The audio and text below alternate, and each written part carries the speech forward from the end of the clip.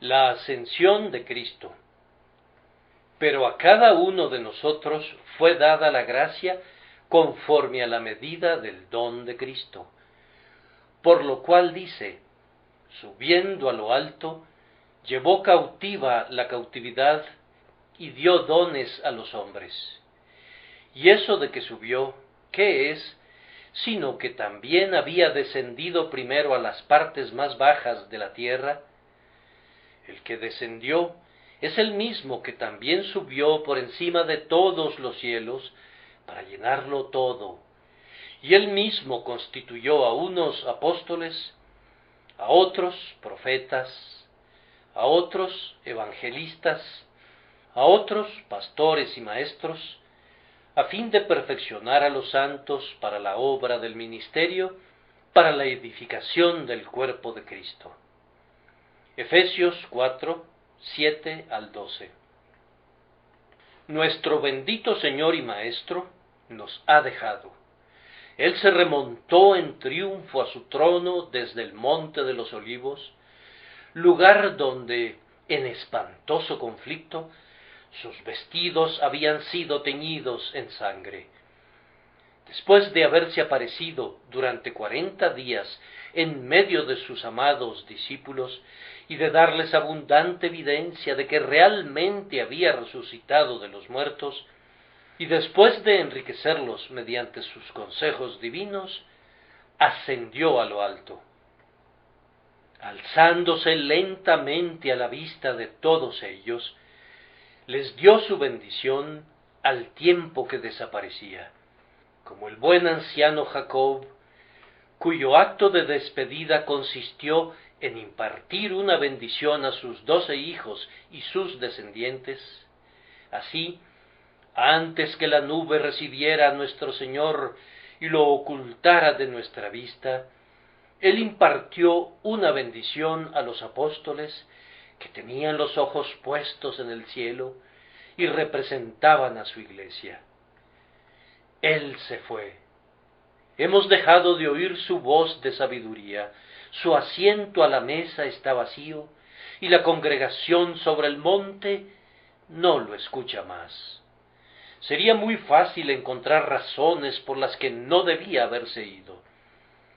Si nos hubiera tocado elegir, le habríamos suplicado que se quedara con nosotros hasta que concluyera la dispensación. A menos que la gracia nos hubiera capacitado a decir, no sea como nosotros queremos, sino como tú, le habríamos suplicado insistentemente diciendo, quédate con nosotros.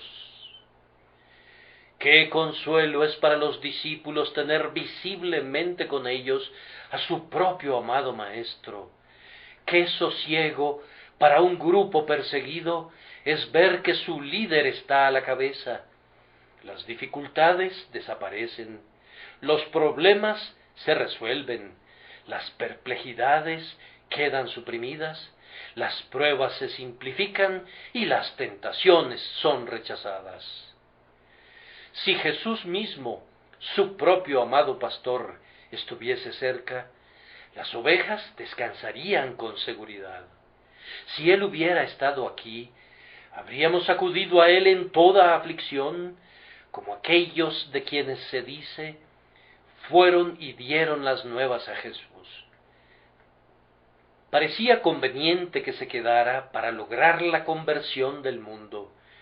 No habría tenido su presencia una influencia arrolladora mediante la elocuencia de la palabra agraciada y el argumento del milagro amoroso. Si él aplicara su poder, la batalla pronto concluiría y su gobierno quedaría establecido para siempre en todos los corazones. Tus saetas agudas, con que caerán pueblos debajo de ti, penetrarán en el corazón de los enemigos del rey. No te retires del conflicto, oh tú, poderoso arquero, sino esparce por todas partes tus dardos dominadores. En los días de la carne de nuestro Señor, antes de que resucitara de los muertos, le bastó hablar, y quienes habían venido para llevárselo cayeron al suelo. Si pudiéramos tenerlo cerca de nosotros, ninguna mano perseguidora podría prendernos. A su mandato, el más fiero enemigo se retiraría. Su voz hizo salir de sus tumbas a los muertos, y si pudiéramos tenerlo todavía en la iglesia, su voz despertaría a los que están muertos espiritualmente. Su presencia personal sería mejor para nosotros que 10,000 apóstoles. Al menos eso es lo que soñamos e imaginamos, que contando con él visiblemente entre nosotros, el progreso de la iglesia sería como la marcha de un ejército triunfante. Eso podrían haber argumentado la carne y sangre, pero todo ese razonamiento es acallado por la declaración de nuestro Señor: os conviene que yo me vaya, porque si no me fuese, el Consolador no vendría a vosotros. Podría habernos dicho que su majestuosa presencia era esperada por los santos en el cielo para que completara su felicidad. Podría haber dicho que para él mismo era conveniente que, después de un largo exilio y del desempeño de tan estupendas labores, resucitara para recibir su recompensa. Podría haber agregado también que su padre merecía que retornara al seno de su amor, pero como si supiera que el temblor de ellos por su partida era causado principalmente por un temor vinculado a sus propios intereses personales, expresa la palabra consoladora de esta manera: os conviene que yo me vaya. Él se ha ido entonces, ya sea que nuestros débiles entendimientos lo perciban o no. Para nosotros es mejor que Jesús esté a la diestra de Dios, a que esté corporalmente aquí abajo en nuestras asambleas. De buena gana 100 Betanias lo agasajarían, y 1000 sinagogas se regocijarían de verle abrir las Escrituras. Hay mujeres en medio de nosotros que le besarían sus pies, y hombres que se gloriarían de desatar la correa de su calzado. Pero él se fue al monte de la mirra y al collado del incienso. Ya no se sienta más a nuestras mesas, ni camina con nosotros en nuestras calzadas. Él conduce a otro rebaño a las vivas fuentes de las aguas, y sus ovejas de aquí abajo no deben imaginar que les haya causado un daño con su partida. La inerrante sabiduría ha declarado que fue conveniente para nosotros que él se hubiera ido. Esta mañana, en vez de quedarnos mirando al cielo como los hombres de Galilea, deplorando haber perdido a nuestro Señor, sentémonos en apacible contemplación y veamos si es posible que recojamos algunas útiles reflexiones de este evento grandioso que ha ocurrido. Que nuestras meditaciones asciendan por el sendero todavía luminoso de la ascensión de nuestro Señor, allende este bajo cielo, hacia lo alto, donde ruedan las edades eternas. Primero, con la ayuda del Espíritu Santo y con miras a un beneficio práctico, vamos a considerar el hecho de la ascensión. En segundo lugar, el triunfo de esa ascensión. En tercer lugar, los dones de esa ascensión. Y luego vamos a concluir notando las implicaciones de esa ascensión para los inconversos. Primero, entonces, dirijamos a lo alto nuestros pensamientos diligentes y consideremos el hecho de la ascensión. Hagamos de lado toda controversia o todo intento de una mera definición doctrinal y meditemos sobre la ascensión con miras a obtener consuelo, edificación y aprovechamiento del alma. El hecho de recordar que quien descendió a las partes más bajas de la tierra subió por encima de todos los cielos debería proporcionarnos un supremo gozo. El descenso fue un tema de gozo para los ángeles y para los hombres, pero lo involucró en mucha humillación y dolor, especialmente cuando después de haber recibido un cuerpo que de acuerdo al salmista fue entretejido en lo más profundo de la tierra, todavía descendió a las entrañas de la tierra y durmió como un prisionero en la tumba. Su descenso a la tierra, aunque para nosotros es una fuente de abundante gozo, estuvo lleno de dolor, de vergüenza y de humillación para él. Entonces, nuestro gozo debería ser proporcional para que la vergüenza sea absorbida en gloria, el dolor sea disuelto en bienaventuranza y la muerte se torne en inmortalidad. Si los pastores cantaron con motivo de su descenso, todos los hombres deberían cantar en su ascenso. Bien merece el guerrero recibir la gloria, pues la ha ganado caramente. Nuestro amor por él y por la justicia nos impele a regocijarnos en su dicha. Todo lo que alegra al Señor Jesús alegra también a su pueblo. Nuestra simpatía con él es sumamente intensa. Valoramos su afrenta por encima de todas las riquezas y su honor es igualmente valioso para nosotros. Como hemos muerto con él y fuimos enterrados con él en el bautismo, y por medio de la fe hemos resucitado con él por la operación de Dios que le levantó de los muertos, así también nos ha hecho sentar en los lugares celestiales y hemos obtenido una herencia. Si los ángeles entonaron sus más dulces cánticos cuando el Cristo de Dios retornó a su asiento real, con mucha mayor razón deberíamos hacerlo nosotros. Esos seres celestiales sólo tenían una ligera participación en los triunfos de aquel día, comparada con la nuestra, pues fue un hombre el que llevó cautiva la cautividad, fue uno nacido de mujer el que regresó victorioso de Bosra. Muy bien podemos unirnos al salmista en el Salmo 68, al cual se refiere nuestro texto, mas los justos se alegrarán, se gozarán delante de Dios y saltarán de alegría. Cantad a Dios, cantad salmos a su nombre, exaltad al que cabalga sobre los cielos, Jah es su nombre, alegraos delante de él. No era sino Cristo, hueso de nuestro hueso y carne de nuestra carne. Fue el segundo Adán quien se remontó a su gloria. Regocíjense, oh creyentes, como quienes aclaman la victoria y reparten despojos con los fuertes.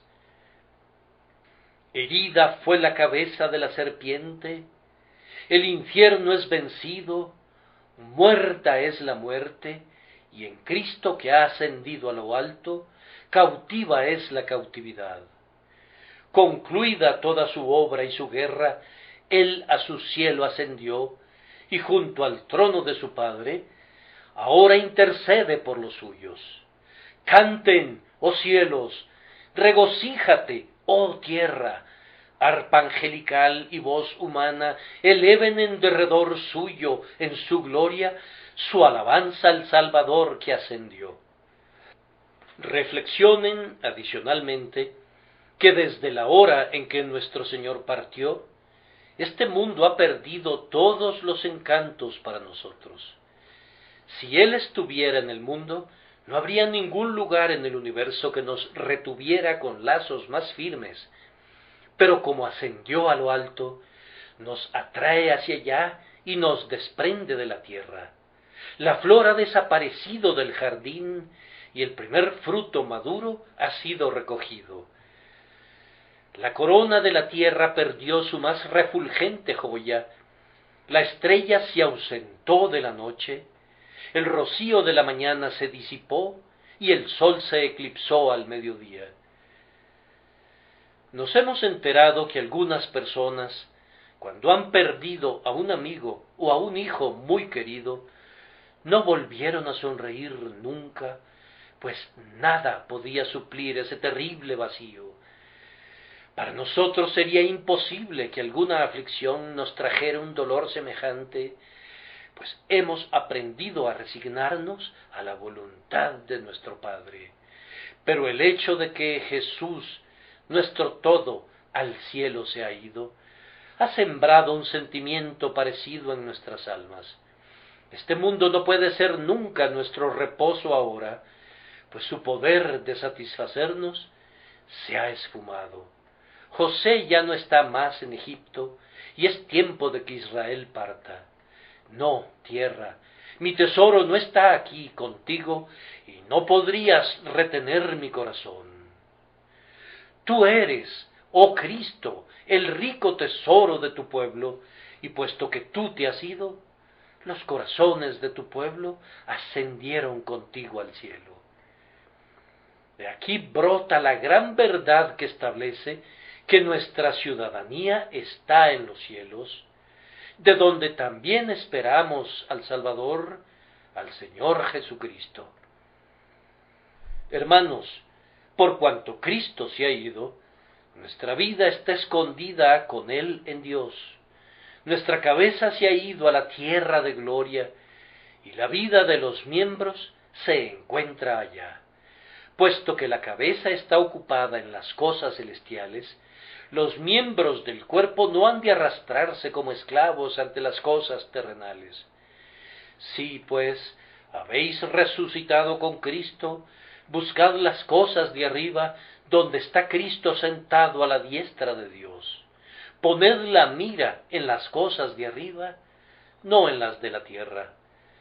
Nuestro esposo ha entrado en los palacios de mármol y mora en medio de sus hermanos.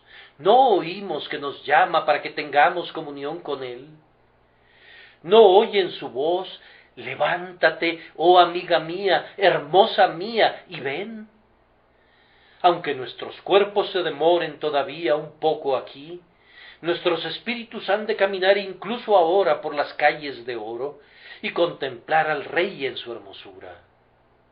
Oh fieles almas, comiencen hoy la ocupación de los bienaventurados y alaben a Dios incluso mientras permanezcan todavía aquí abajo, y denle la honra, y si no fuera posible hacerlo siguiendo los mismos modos de servicio de los seres perfectos en lo alto, con todo, háganlo con el mismo deleite sumiso. Nuestra ciudadanía está en los cielos. Oh, que ustedes y yo sepamos a plenitud lo que eso significa, que asumamos nuestros derechos de ciudadanos libres, que ejercitemos nuestros privilegios y ocupaciones como ciudadanos celestiales, que vivamos como quienes están vivos de entre los muertos, que han sido resucitados conjuntamente y que han sido hechos partícipes de su vida de resurrección. Puesto que el cabeza de familia está en la gloria, percibamos por fe cuán cerca estamos de Él, y con anticipación vivamos de sus gozos y en su poder. Así la ascensión de nuestro Señor nos recordará el cielo y nos enseñará la santidad que es nuestra preparación para ir allá. Nuestro Señor Jesucristo no está ya con nosotros. Regresamos otra vez a ese pensamiento. No podemos hablarle al oído, ni oír que su voz nos responda con esos amados acentos con los que le habló a Tomás y a Felipe. Él no se sienta más en festines de amor con unos amigos amados, tales como María y Marta y Lázaro. Él ha partido fuera de este mundo y ha ido al Padre. ¿Y qué pasa entonces? Pues bien, Él nos ha enseñado con esto, de manera muy clara, que a partir de ese momento hemos de andar por fe y no por vista.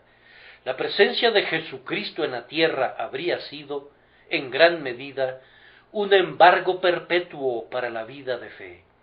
Todos nosotros habríamos deseado ver al Redentor, pero dado que, como hombre, él no hubiera podido ser omnipresente, sino que sólo habría podido estar en un solo lugar en un momento dado, la ocupación de nuestra vida habría sido la de buscar los medios para realizar un viaje al lugar donde él pudiera ser visto, o si él mismo condescendiese a viajar a través de todas las tierras, nos habríamos abierto paso a la fuerza a través de la muchedumbre para darle un festín a nuestros ojos viéndolo a él, y nos habríamos envidiado los unos a los otros cuando le llegara el turno a cada quien para hablar familiarmente con él.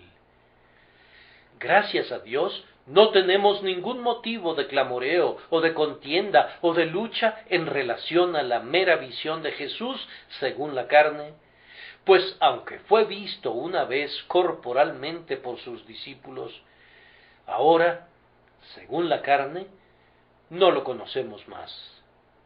Jesús no es visto más por ojos humanos, y eso está bien, pues la visión de la fe es salvadora, instructiva y transformadora, y la mera visión natural no lo es.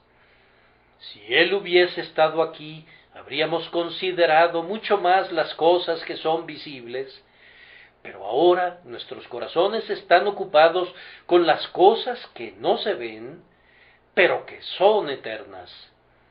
En este día no tenemos ningún sacerdote que pueda ser contemplado por los ojos, ni altar material, ni templo hecho con manos, ni ritos solemnes para satisfacer los sentidos. Hemos acabado con lo externo y nos regocijamos con lo interno. No adoramos al Padre en este monte ni en aquel otro, sino que adoramos a Dios, que es espíritu y en verdad.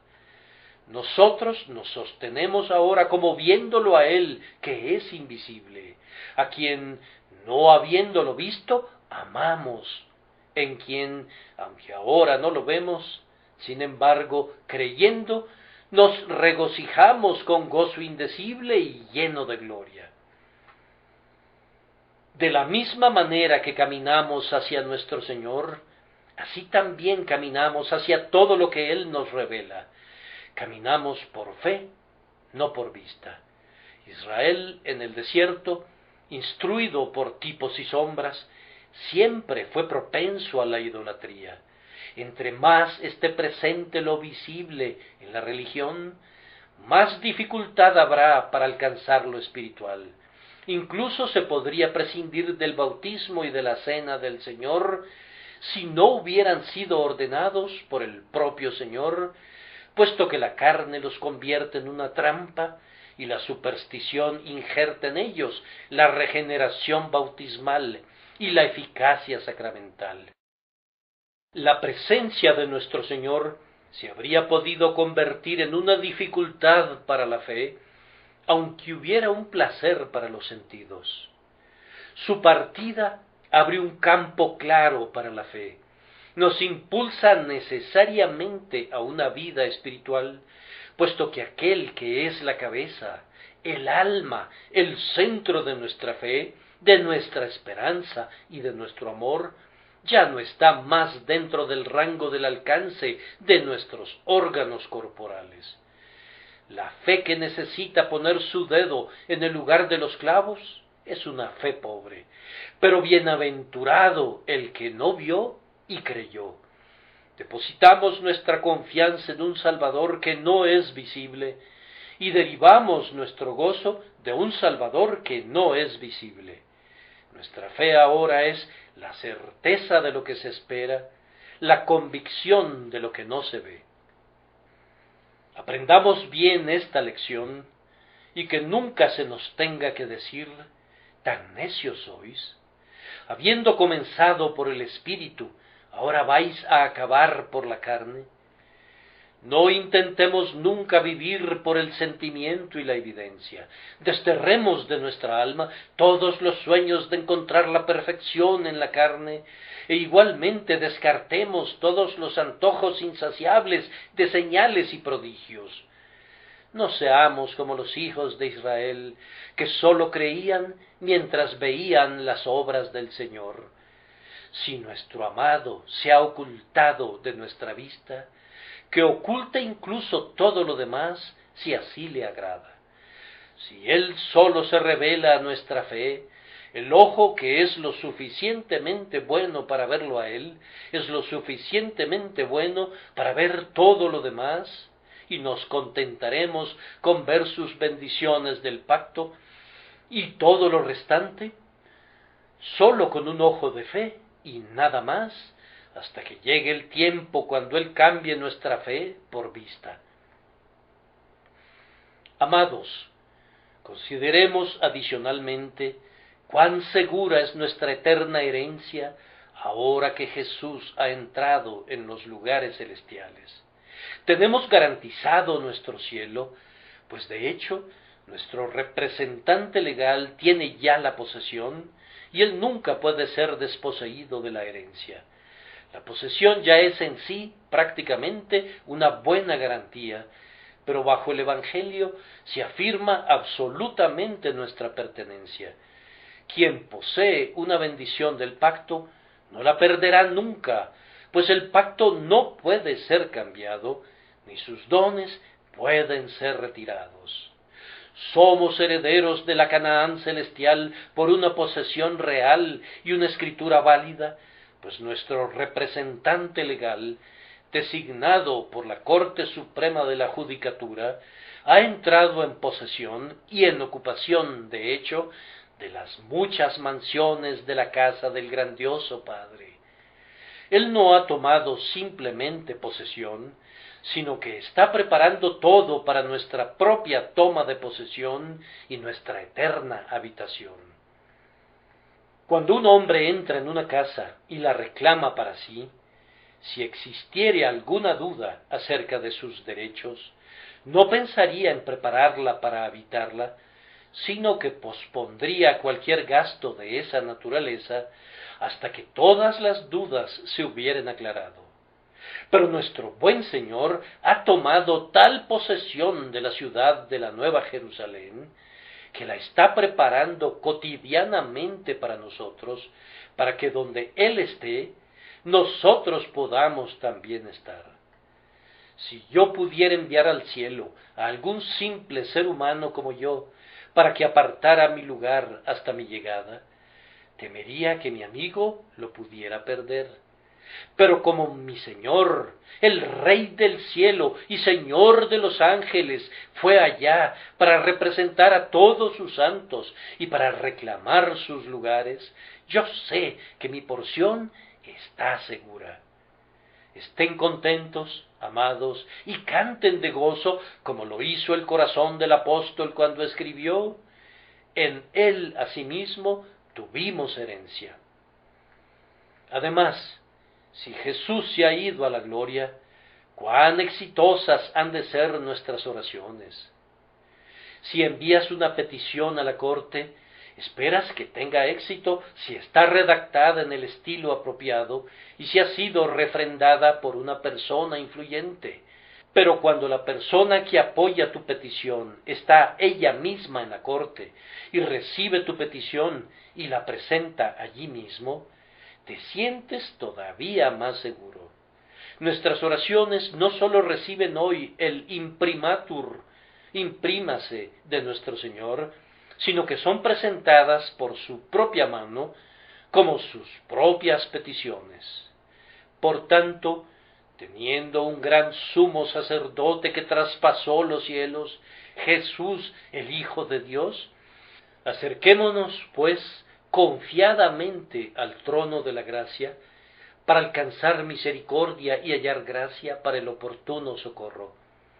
Ninguna oración que Jesús presenta puede ser descartada sin ser oída. El caso por el que aboga está seguro. Mira a lo alto, alma mía, y con alegres ojos contempla dónde está el grandioso Redentor, el glorioso abogado en lo alto, con incienso precioso en sus manos. Él dulcifica cada humilde gemido y endosa cada oración entrecortada. Reclina tu esperanza solo en Él, cuyo poder y amor prohíben la desesperación. Aunque siento que este tema podría retenernos bastante, debemos dejarlo. Y debemos comentar adicionalmente que al considerar al Cristo que ascendió, nuestros corazones se enardecen con el pensamiento de que Él es un tipo de todo su pueblo. Así como Él estuvo en el mundo, así estamos también en este mundo, y así como Él está ahora, así estaremos nosotros también. Para nosotros quedan también una resurrección y una ascensión. A menos que el Señor venga muy pronto, moriremos como Él murió, y el sepulcro recibirá nuestros cuerpos durante un tiempo. ¿Hay para nosotros una tumba en un huerto, o un descanso en la cueva de Macpela de nuestros padres? Hay para nosotros mortajas y vendas. Sin embargo, igual que nuestro Señor, vamos a romper las coyundas de la muerte, pues no podemos ser retenidos por ellas. Hay una mañana de resurrección para nosotros, porque hubo una resurrección para Él. La muerte habría preferido retener a la cabeza que a los miembros. Una vez que son removidos las puertas de la prisión, y los postes, y las barras, y todo, los cautivos quedan en libertad.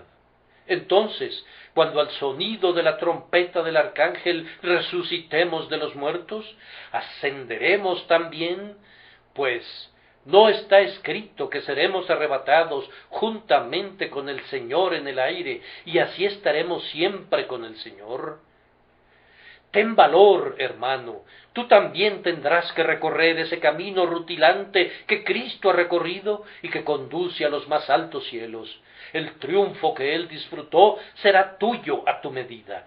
Tú también llevarás cautiva a tu cautividad, y en medio de las aclamaciones de los ángeles escucharás el bien hecho del siempre bendito Padre, y te sentarás con Jesús en su trono, así como Él ha vencido y se sienta con su Padre en su trono. Les he proporcionado más bien sugerencias para la meditación en vez de las propias meditaciones. Que el Espíritu Santo las bendiga para ustedes, y que así como en la imaginación se sentaron en el monte de los olivos y contemplaron el claro firmamento, que así se abran los cielos para ustedes, y como Esteban, puedan ver al Hijo del Hombre a la diestra de Dios.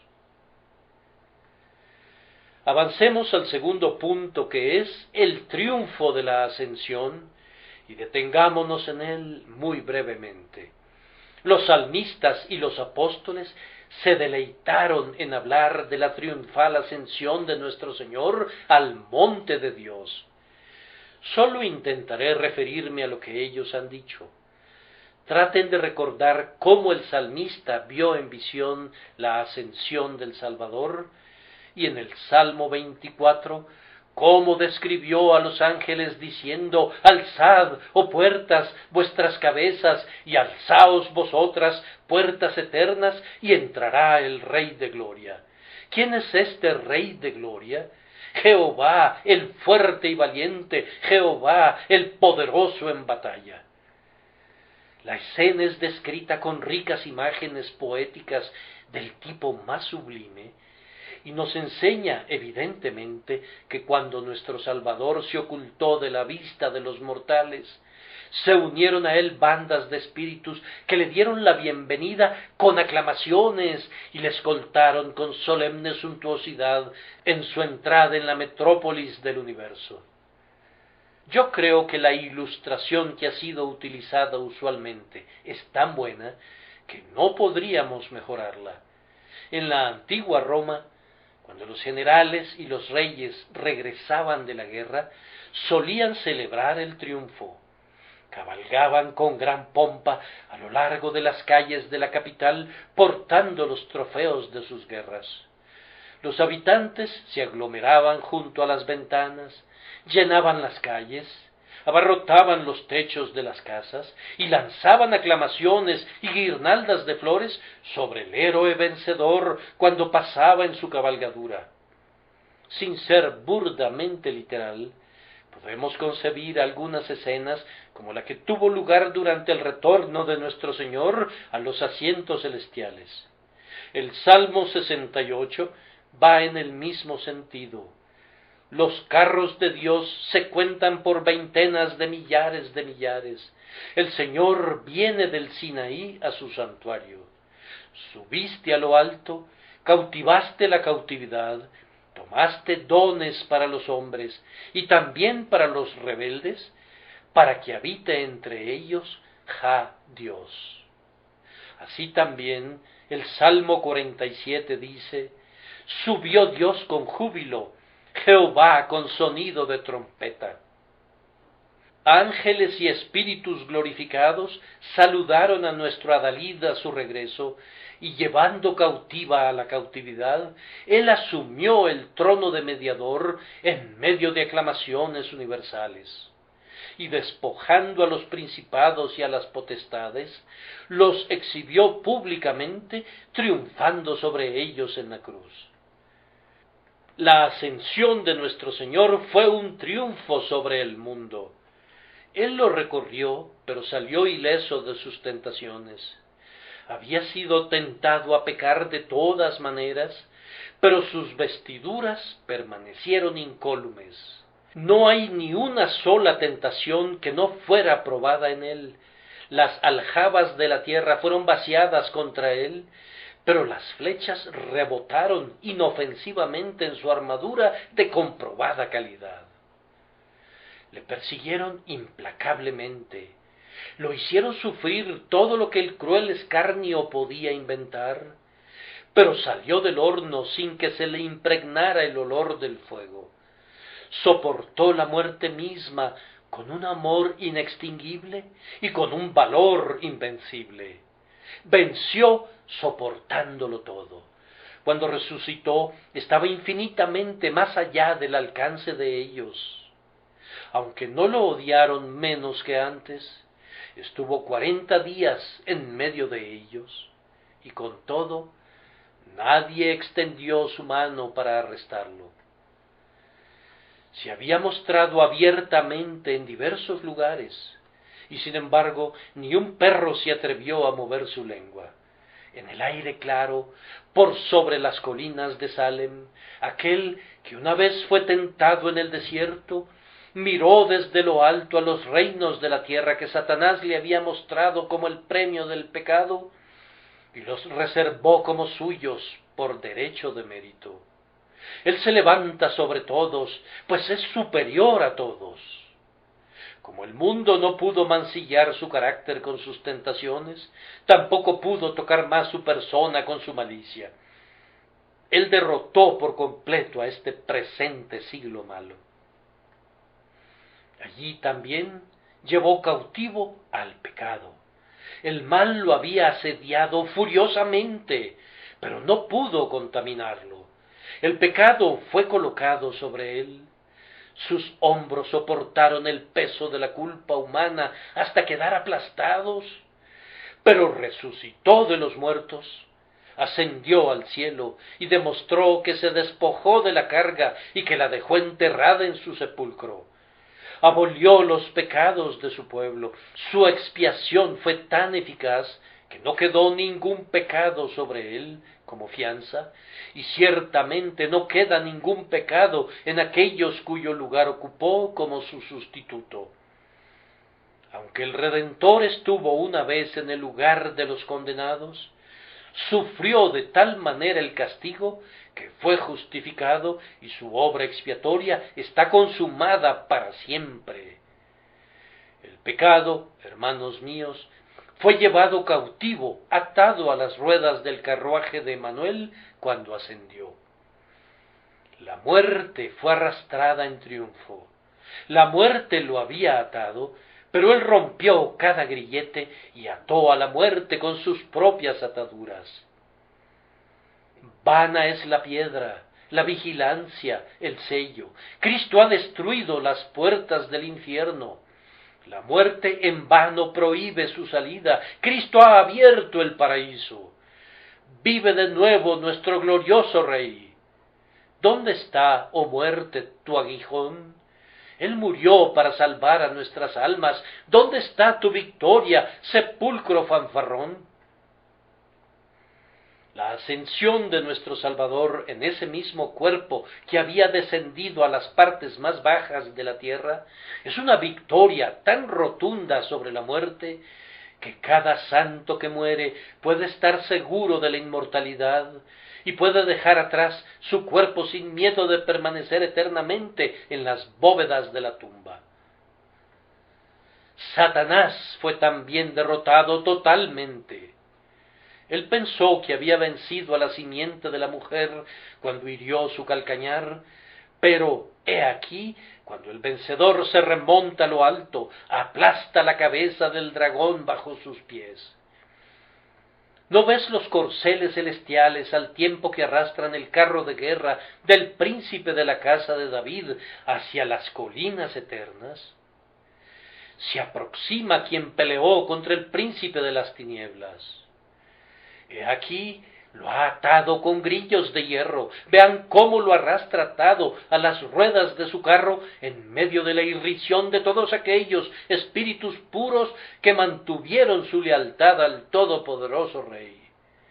Oh Satanás, tú fuiste derrotado entonces. Tú caíste del cielo como rayo cuando Cristo ascendió a su trono. Hermanos en Cristo, Cristo ha llevado cautivo todo lo que constituye nuestra cautividad. Él ha derrotado al mal moral y ha dominado virtualmente a las dificultades y pruebas de esta vida mortal. No hay nada en el cielo, ni en la tierra, ni en el infierno que pudiera pensarse que esté en contra de los que quedamos ahora. Él ha suprimido todo eso, cumplió toda la ley, quitó su maldición, clavó a su cruz el escrito que había salido en contra nuestra, convirtió a todos nuestros enemigos en un espectáculo público. ¡Cuánto gozo hay para nosotros en este triunfo! ¡Cuán grande bienaventuranza es tener una participación por el don de la fe en Él! Ahora tornamos a considerar los dones de la ascensión. Nuestro Señor ascendió a lo alto y dio dones a los hombres. ¿Cuáles eran esos dones que recibió de Dios y que a su vez dio a los hombres? Nuestro texto afirma que subió para llenarlo todo. Yo no creo que esto aluda a su omnipresencia, pues en ese sentido Él llena todas las cosas. Pero permítanme explicarles el significado del pasaje, según lo entiendo, por medio de una figura muy simple. Cristo descendió a las partes más bajas de la tierra y con eso puso los cimientos del gran templo de la alabanza de Dios.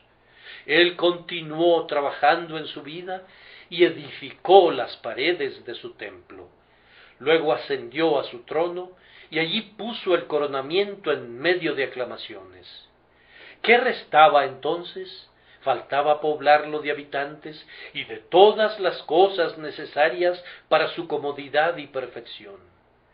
Cristo ascendió a lo alto para hacerlo. En ese sentido, el don del Espíritu llena todas las cosas, llevando a los elegidos y proporcionando todo lo necesario para su completa salvación. Las bendiciones que nos llegan a través de la ascensión son para perfeccionar a los santos, para la obra del ministerio, para la edificación del cuerpo de Cristo, hasta que todos lleguemos a la unidad de la fe y del conocimiento del Hijo de Dios, a un varón perfecto, a la medida de la estatura de la plenitud de Cristo. Observen a continuación que estas colmadoras bendiciones de la ascensión son dadas a todos los santos. ¿Acaso no dice el primer versículo de nuestro texto: a cada uno de nosotros fue dada la gracia conforme a la medida del don de Cristo? El Espíritu Santo es la bendición especial de la ascensión, y el Espíritu Santo es dado en alguna medida a todas las personas verdaderamente regeneradas. Hermanos míos, todos ustedes tienen alguna medida del Espíritu Santo.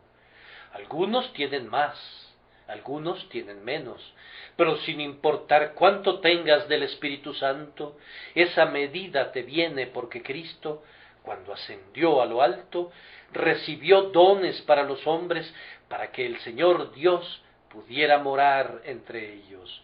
Todo cristiano que tiene a su medida el don de Cristo está obligado a usarlo para el bien general, pues en un cuerpo ninguna articulación o miembro existe para sí mismo, sino para el bien de todo el cuerpo. Tú, hermano, ya sea que tengas mucha gracia o poca, de acuerdo a la obra eficaz realizada en ti, aporta tu parte para el crecimiento del cuerpo, para su edificación en amor. Asegúrate de considerar tus dones bajo esa luz. Reconoce que provienen de Cristo y luego úsalos para el fin para el cual Él los destinó. Pero el Espíritu Santo es dado con mayor abundancia a ciertas personas. Como resultado de la ascensión de Cristo al cielo, la Iglesia recibió apóstoles, hombres que fueron seleccionados porque habían visto personalmente al Salvador, un oficio que necesariamente desapareció y muy apropiadamente porque el poder milagroso fue suprimido también. Los apóstoles fueron necesarios temporalmente y fueron dados por el Señor que ascendió como un legado preciado. Hubo también profetas en la iglesia primitiva. Fueron necesarios como un vínculo entre las glorias del antiguo y del nuevo pacto. Pero todo don profético provino del Espíritu a través de la ascensión a la gloria del Redentor. Todavía quedan entre nosotros ricos dones que me temo que no valoramos lo suficiente. Los más ricos dones de Dios entre los hombres son unos hombres de excelsa vocación, apartados para el ministerio del Evangelio. De nuestro Señor que ascendió, vienen todos los verdaderos evangelistas. Estos son aquellos que predican el Evangelio en diversos lugares y encuentran que es poder de Dios para salvación. Son fundadores de iglesias, cultivadores de un nuevo suelo, hombres de espíritu misionero que no edifican sobre los cimientos de otros hombres, sino que excavan por sí mismos. Necesitamos muchos portadores de las buenas nuevas para que las lleven donde el mensaje no ha sido escuchado todavía. No creo conocer una mayor bendición para la Iglesia que enviar denodados, incansables y ungidos hombres de Dios, instruidos por el Señor para ser ganadores de almas. ¿Quién entre nosotros podría estimar el valor de George Whitefield para la época en que vivió? ¿Quién calcularía jamás el precio de un John Williams o de un William Knibb? Whitefield fue, bajo Dios, la salvación de nuestro país que se dirigía en un declive directo al pandemonium, la capital del infierno. Williams le arrebató las islas del mar al canibalismo y Knibb rompió las cadenas de los negros. Evangelistas como ellos son dones invaluables. Luego vienen los pastores y maestros que hacen una sola obra, pero de diferentes maneras. Estos son enviados para alimentar al rebaño. Permanecen en un lugar e instruyen a los convertidos que han sido recogidos. Ellos son también unos dones invaluables de la ascensión de Jesucristo. No a todos les es dado ser pastores, ni tampoco es necesario que lo sean, pues si todos fuesen pastores, ¿dónde estaría el rebaño? Aquellos a quienes es dada especialmente esta gracia son aptos para guiar e instruir al pueblo de Dios, y ese liderazgo es muy necesario. ¿Qué sería de la Iglesia sin sus pastores? Que la contemplación de quienes han intentado prescindir de un pastor les sirva de advertencia a ustedes. Doquiera que haya pastores o evangelistas, están allí para el bien de la Iglesia de Dios. Ellos deben trabajar para ese fin y nunca para su propio beneficio. Su poder es un don que proviene de su Señor y debe ser usado de esa manera. El punto al que quiero llegar es este. Queridos amigos, puesto que todos nosotros, como creyentes, tenemos alguna medida del Espíritu, usémosla. Activen el don que hay en ustedes. No sean como aquel individuo de la parábola que sólo tenía un talento y lo escondió en un pañuelo. Hermano, hermana, aunque sólo seas la articulación menos conocida del cuerpo, no le robes al cuerpo por causa de la indolencia o del egoísmo, antes bien, usa el don que posees para que el cuerpo de Cristo alcance su perfección. Con todo, si tú no tienes grandes dones personales, sirve a la Iglesia pidiéndole al Señor que ascendió que nos proporcione más evangelistas, pastores y maestros. Sólo Él puede proporcionarlos. Todos los obreros que no vienen de Él son impostores.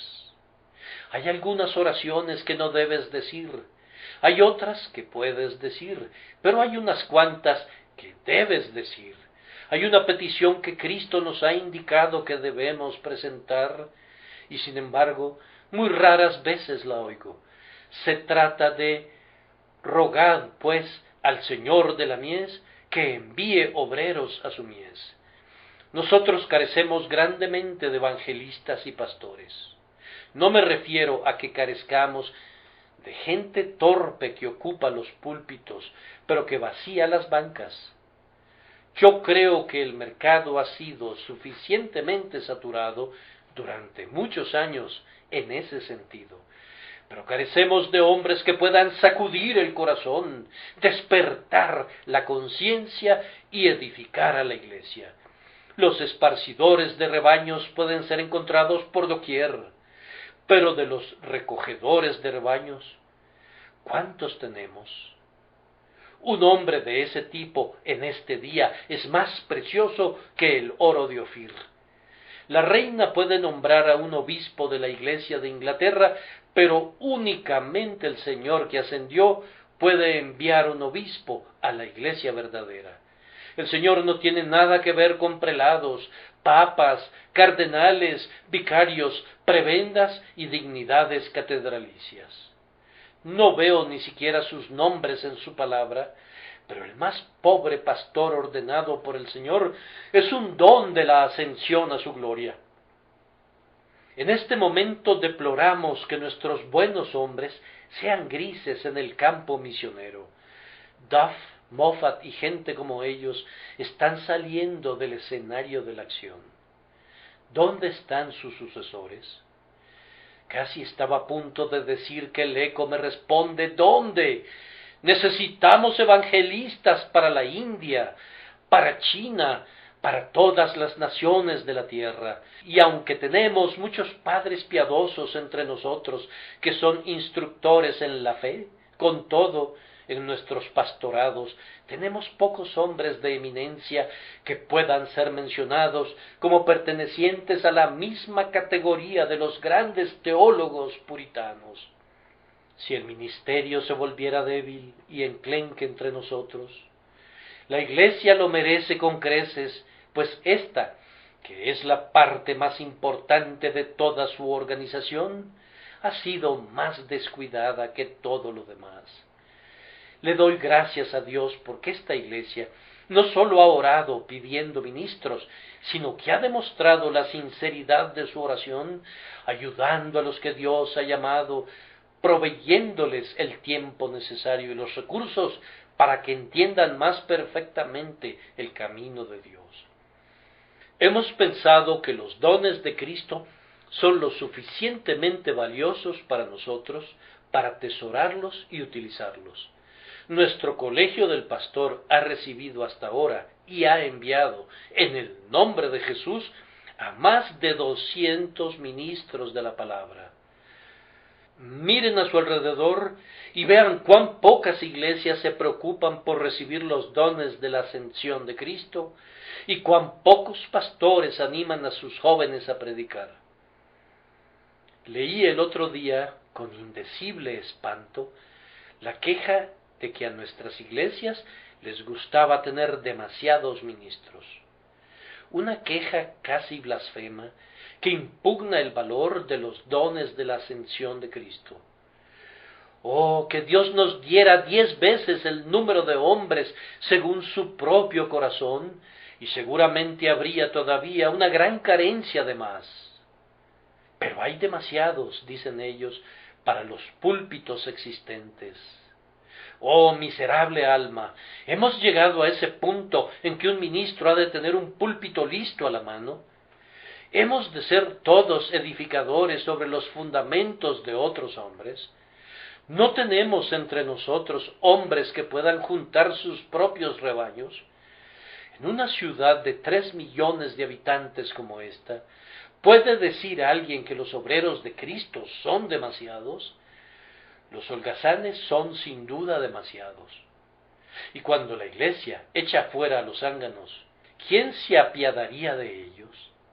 Mientras permanezcan cientos de pueblos y aldeas sin una iglesia bautista y distritos enteros de otras tierras sin el Evangelio, es ocioso soñar que podemos tener demasiados evangelistas y maestros. Nadie es tan feliz en su obra como aquel que preside sobre un rebaño que él mismo reunió, y ningún pastor es más amado que aquel que levantó de las ruinas a una iglesia desvalida y la hizo convertirse en un gozo y una alabanza en la tierra. Pídanle al Señor que envíe verdaderos pastores y verdaderos evangelistas. Cristo los proporcionó a través de su ascensión. No hemos de olvidar esto. ¿Cómo habría de pensarse que las bendiciones de la crucifixión son dignas de ser poseídas y que las bendiciones de la resurrección son dignas de ser recibidas, pero que las bendiciones de la ascensión han de ser consideradas con indiferencia o incluso con sospecha?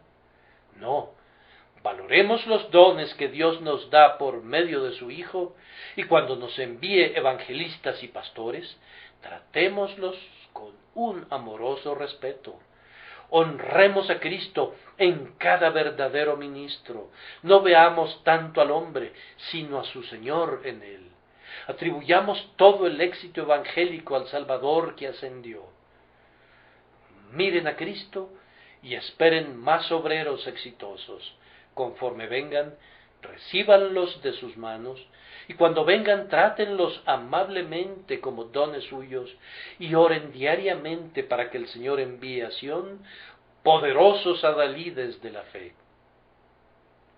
Vamos a concluir notando la relevancia de la ascensión de nuestro Señor para los pecadores. Vamos a expresar solo unas cuantas palabras, pero que están llenas de consuelo. ¿Notaron en el Salmo 68 las palabras «tomaste dones para los hombres y también para los rebeldes»? Cuando el Señor regresó a su trono, todavía tenía pensamientos de amor para los rebeldes. Los dones espirituales de la Iglesia son para el bien de los rebeldes, así como para la edificación de quienes han sido reconciliados. Pecador, todo verdadero ministro existe para tu bien, y todos los obreros de la Iglesia tienen puestos los ojos en ti. Hay una o dos promesas vinculadas con la ascensión de nuestro Señor que muestran su benevolencia para con ustedes. Y yo, si fuere levantado de la tierra, a todos atraeré a mí mismo. Un Salvador que ascendió los atrae. Entonces, corran a Él. Aquí hay otra palabra suya. Es exaltado en lo alto. ¿Para maldecir? No, para dar arrepentimiento y perdón de pecados. Miren a lo alto, a la gloria en la que ha entrado. Pidan el arrepentimiento y la remisión. ¿Dudas de su poder para salvarte? Aquí hay otro texto. Puede salvar perpetuamente a los que por él se acercan a Dios, viviendo siempre para interceder por ellos. Ciertamente él ha ido al cielo por ti, así como también por los santos. Tienes que tener buen ánimo y poner tu confianza en él en esta feliz hora. Cuán peligroso sería despreciarlo. Quienes lo despreciaron en su vergüenza, perecieron. Jerusalén se convirtió en un campo de sangre porque rechazó al despreciado Nazareno. ¿Qué será rechazar al Rey ahora que ha tomado su gran poder? Recuerden que este mismo Jesús, que ha sido tomado de nosotros al cielo, así vendrá como fue visto ir al cielo. Su regreso es cierto, y el mandamiento para que acudan a su tribunal es igualmente cierto. Pero ¿qué cuentas pueden dar si lo rechazan? Oh, vengan y confíen en él en este día. Sean reconciliados con él para que no se enoje y perezcáis en el camino, pues se inflama de pronto su ira. Que el Señor los bendiga y les conceda una participación en su ascensión. Amén y amén.